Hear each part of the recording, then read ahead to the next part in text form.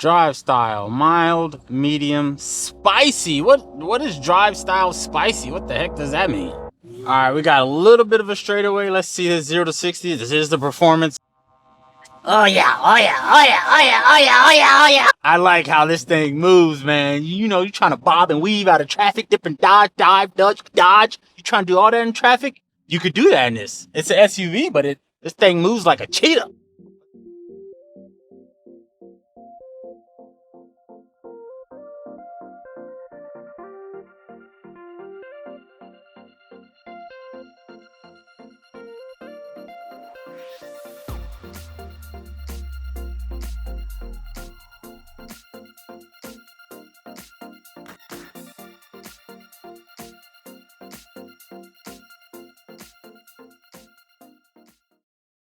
What's going on, everyone, and welcome back to the Ghouls Gaming and Tech channel. Clearly, we are here at a Rivian service station here in Tampa, Florida. We have not one, but two R2s right here. These are the performance editions. This is the white color, and everybody knows this color right here.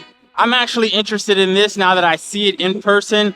I was a fan of the white originally, but I kind of changed my mind. There's a Esker silver color, or a half moon gray actually, right here behind me. I'll probably show you guys really quick. We finally have the Rivian R2 right here for us to kind of check out. So we're gonna drive it around. I pretty much checked it out already when I was shooting my B-roll. And just some quick notes for you guys. The black interior looks way better than I thought it did initially, so I'm probably gonna end up going with that one. And also the car is a little bit smaller than I expected, but still it's definitely super roomy. And another thing I've noticed just kind of poking around the car is that the wireless charging pad where your phone goes in the center console, it's kind of wonky the way it works. So it's not an automatic like you sit it on there and it charges. You got to kind of play with it a little bit, unfortunately, but all in all, it's still an amazing looking car. So we're going to drive it around and kind of see how it feels for the first time. Thank you guys for tuning in. If you're new to the channel, be sure to hit that subscribe button. And if you're new or returning, be sure to hit that like button. It's definitely appreciated. It's the best way that I and YouTube knows you guys enjoy this type of content. And also, if you'd like to become a member, feel free to do so. So without any further ado, we finally have an R2 right here. So let's get into it. All right, guys, so we're in the car now. So we're gonna take this thing for a drive and see how smooth it is. Actually, I do like this steering wheel. It's kind of like a squircle, but more of a circle than a square. It's just flattened off at the top and the bottom. And I do like this digital kind of instrument cluster or display right here to kind of show you, you know, your music, navigation, whatever you're looking for in particular. Let's see. So you press it in. That's going to be the hardest part, is getting used to these little dials right here. Just when you're trying to click it, you end up like scrolling up or down, trying to click it, but it keeps rolling. But right now, yes, this is on those 21-inch wheels, so you should have a decently smooth ride. Okay, so now I have the Autonomy Plus, aka cruise control, on here. You can change the speed on here with this toggle right here. So we're gonna see how well this does, because I'm so used to Tesla. That's my only point of reference. So I know that's like the top, you know, automated driving or full self-driving, but we're gonna see how well this Rivian does. Slowing down at a safe enough speed. I'm not worried about that part. Is this, I think I did turn on lane keep assist on here. There we go. Okay, I figured out the windshield wiper. Drive style, mild, medium, spicy. What is drive style spicy? What the heck does that mean? All right, we got a little bit of a straightaway. Let's see this 0 to 60. This is the performance. Oh yeah, oh yeah, oh yeah, oh yeah, oh yeah, oh yeah, oh yeah, oh yeah. I like that. I thought it was gonna be a little bit quicker, but it definitely still moves. And I think the best takeaway from it is that it's very smooth as it kind of pushes you forward or launches you forward. Let's get over really quick. We got a little straightening away, so we're gonna test them out. Okay. I say okay. Yeah, buddy. I like how this thing moves, man. You know, you're trying to bob and weave out of traffic, different dodge. You're trying to do all that in traffic. You could do that in this. It's an SUV, but this thing moves like a cheetah. All right, while we're sitting right here, let's see if I can find, I want to find the autonomy, lane change on command, exceed speed, okay. Appears on certain features. Looks like I have everything enabled, so I should be good to go. Okay, so that's the select. Okay, I was doing it wrong. I stand corrected. So back, like pushing it towards me is to go backwards, and then pushing it away is to select. Okay, now we got that figured out. I think it'll be a lot smoother. All-purpose, sport, conserve. I think if we put it in conserve, it's gonna give us more range. Yeah, it gave us like 1 mile of range. But if you go from sport to all-purpose or conserve, I think it gives you like 30. Oh, it gives us more actually. Okay, so it's adding miles on it. Okay, so the drive modes do actually make a difference, because we have about 89% battery right now. Oh, and you can set the speed with these dials too. It's not just the physical control.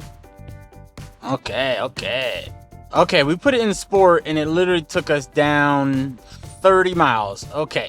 All right, so looks like we're probably gonna be driving it all purpose most of the time. Obviously, if we go like off-roading or something, then we'll do something different, but actually you can pass this. This was the thing they were talking about. I like this feature, this back and forth with the media player. That's nice. So you have Apple Music, you have Spotify, you can connect a Bluetooth device, you have Tidal, TuneIn.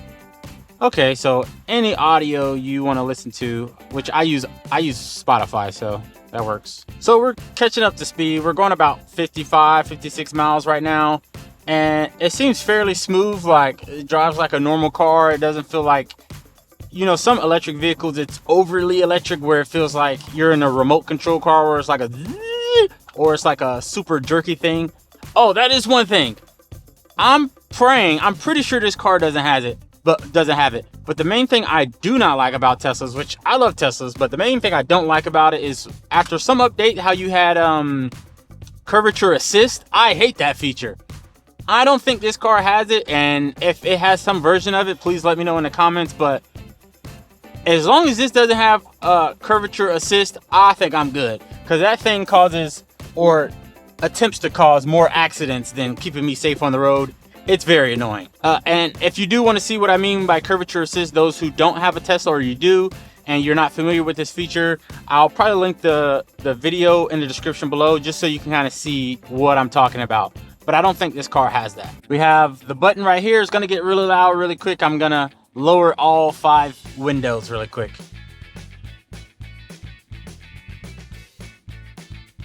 Nice and breezy, I will say. It's letting a lot of air in. Nothing crazy that you're like, oh man, this is game changing. No, but it is cool that it lets down the back window as well. That's nice. It's probably best if you have like pets or something. That would probably be really nice for them if you like have a dog that likes sticking their freaking head out the window. Or if, you know, somebody cut the cheese in the car, you can quickly air out the entire car, not just one section. So that would be nice. Yeah, so like I was saying earlier, this is supposedly a charging pad. I don't know if it's not working or what, but this thing has yet to charge my phone.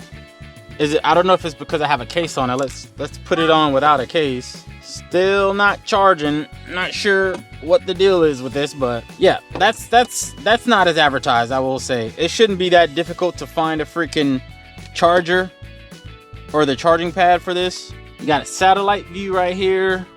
I actually like the regular one better, but who knows? I might like the satellite. I don't know. Yeah, so far so good, man. No major complaints besides this supposed charging pad. So yeah, we're gonna drive around a little bit, and then I'll give you guys my final impressions once this is over. All right, everyone. So that was my experience trying this out for the first time. My first impressions, all that. Like I said, just to recap some quick notes. Just have to get used to those scroll wheels. Those are a little bit unorthodox for me, or I guess out of the ordinary. I'm so used to those tiny little Tesla ones, so I'm pretty sure with time and getting used to it, those will be just fine. I started to catch it at the end, but aside from that, the charging pads where your phones go, I think it needs be a broader or bigger space, because you literally have to mess around with that thing to try to find where it actually charges it. So I don't really like that too much. The size of the inside is great. Like I said, the interior, the black actually looks better in person than I thought. People who are wondering if the black looked too basic, from my impressions of seeing this in person, it actually looked really good inside, and it looked a little bit more premium than I thought it would. I thought it looked more basic. So I like that. Again, the colors, I think the colors look pretty good in person, but from what I saw here today, the white looked great. The launch green, it looks pretty decent. I do like the greenish slash bluish color. I forget what it's called right now. I'm having a blank right now, but I really like that one. The half moon gray also looks pretty nice. Putting the car in park reverse and all that stuff was just fine. The navigation works seamless. The media, actually, a lot of people complain that the audio in this was not great. I don't know what they're talking about, because when I utilize the audio and media player, it sounds very good. I can hear it all the way in the back. I made sure I sat in the front and in the back. And also the trunk space is sufficient enough for whatever you need. Like, it's not the largest, because this is not the largest SUV, but it does everything you want and more, because it has that under space as well, and then also you have front trunk space.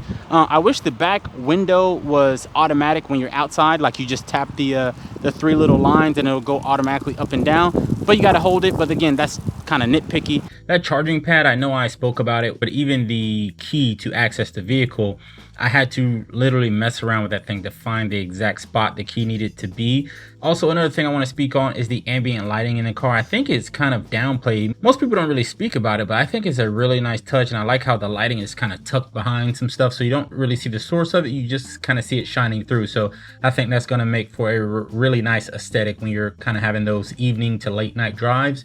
And another thing with the front seat area or the cabin area, I saw that I had tons of leg room. I didn't even have to adjust my seat from whoever the previous driver was. As soon as I sat in it, I had more than enough space in front of me. And also I like that kind of cutaway section in the middle where I can kind of stick my leg through if I need to. And speaking of that, when you go to the back seat, I'm a bigger dude, so sitting in the back seat, I had no problem sitting back there comfortably. They are not lying when they say that the back seat area is bigger than the R1, because I had so much space to kind of move around and not feel like I was crushed back there. And on top of that, the steering felt very nice, very smooth. The turn radius of the steering wheel felt very nice, didn't have any hiccups.